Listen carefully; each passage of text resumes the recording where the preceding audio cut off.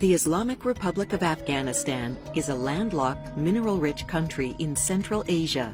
It is bordered by Pakistan to the south and east, Iran to the west, Turkmenistan, Uzbekistan, and Tajikistan to the north, and has a small border with China in its far northeast. Afghanistan's population of approximately 32 million is both ethnically and linguistically diverse. The Pashtun people are the country's largest ethnic group, followed by Tajiks, Hazaras, Uzbeks, Turkmeni, Baluchis, and several other smaller groups. Almost all Afghanis are Muslim. An estimated 80 to 90% practice Sunni Islam, while the rest are followers of the Shia branch of the religion. The country's largest city and capital, Kabul, seen here, has a population of over 1 million people. Houses in Afghan cities traditionally are made of mud bricks, and they usually face into walled inner courtyards. In the cities, shops and businesses often face out to the streets on the opposite sides of the courtyard walls. Afghanistan, however, is one of the least urbanized countries in the world, with roughly 3/4 of the population living in rural settings. Most rural people work as farmers, or they graze livestock, mainly sheep and goats. A typical rural Afghani farmhouse is seen here.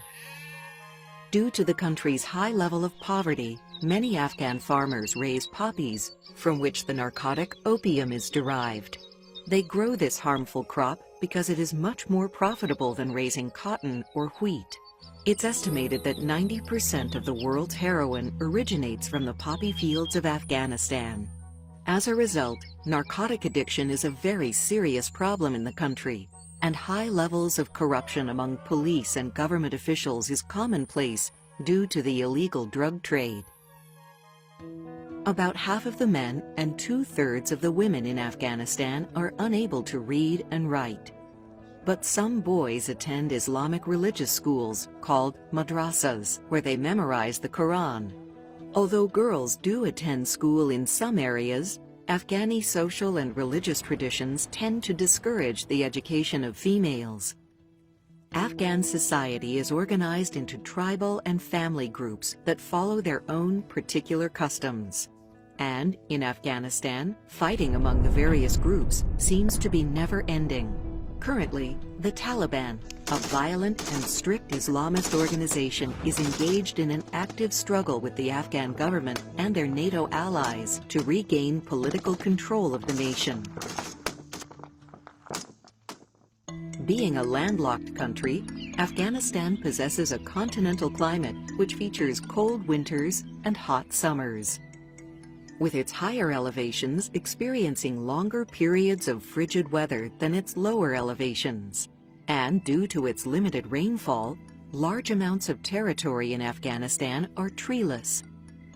Geographically, Afghanistan is quite mountainous, with a rugged area of central highland ranges that lie to the west of the towering Hindu Kush Mountains, which dominate the landscape in the far northeast of the country. Afghanistan's highest peak, which rises up nearly 24,600 feet high, is located in the Hindu Kush Range. The numerous river valleys that lie between the Afghan ranges have enough water running through them from higher elevation snowmelt to irrigate their small fields. It's sad to note that the cliffs overlooking this Afghan farming valley were once home to giant ancient statues of the Buddha, until in 2001, the Taliban blew them to bits. In the north, Afghanistan's mountainous lands flatten out into the Turkestan plains along the Amu River. And in its southwest, the mountains transition into the flat, arid lands of the Dashti Margo and the Registan deserts. The southern Afghan lowlands see summer temperatures that average around 95 degrees Fahrenheit. In some of these areas, farms existed not that long ago, but the agricultural land has turned to dust as a result of drought, overgrazing, and the removal of protective vegetation for firewood.